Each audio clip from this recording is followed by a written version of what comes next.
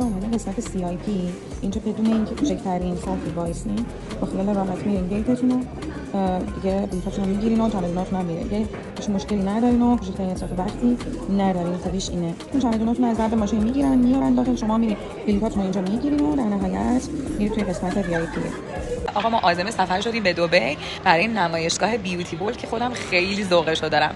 دیگه گفتم بیام که یه تجربه شخصی هم بهتون بگم. واقعیت ما همیشه برای سفرامون یا دسته جمعی بودیم یا حالا تنهایی فرصت نمیشد برای اینکه بتونیم از جایگاه CIP یا تشریفات CIP استفاده بکنیم. اما این سری که 2 نفری واقعا مرداد اومدیم برای دبی گفتیم که حتما این تجربه رو داشته باشیم که از قسمت CIP استفاده کنیم که به شدت بهتون پیشنهاد میدم. اگر مثل من حوصله صف ایستادن برای تحویل چمدون و تحویل بلیط و دیگه کارهای خروج از کشورتون رو ندارین، اینجا بهترین جایگاهه.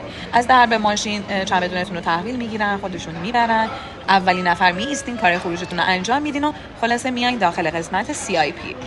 وقتی هم که وارد جایگاه CIP میشین، حالا اگر که تو تایم صبحانه باشین، صبحانه بوفه دارین، ناهار یا شام به صورت بوفه میتونین استفاده کنین، هر چیزی که دوست دارین و راحت بشینین یه گوشه و ریلکس کنین تا موعد پروازتون برسه. دیگه ما الان چون تایم صبحونه است با مهداد جاتون خالیه صبحونه خوردیم و نشستیم یه خورده ریلکس کنیم. دیشب باورتون نمیشه اصلا نتونستم بخوابم. دیگه الان فقط دلم میخواد برم یه گوشه کناری یه خورده شولکس کنم، ریلکس کنم. اینجا میتونه بهترین حالت براتون باشه که حداقل یه چند ساعتی رو با آرامش بگذرونین و حسابی بهتون خوش بگذره.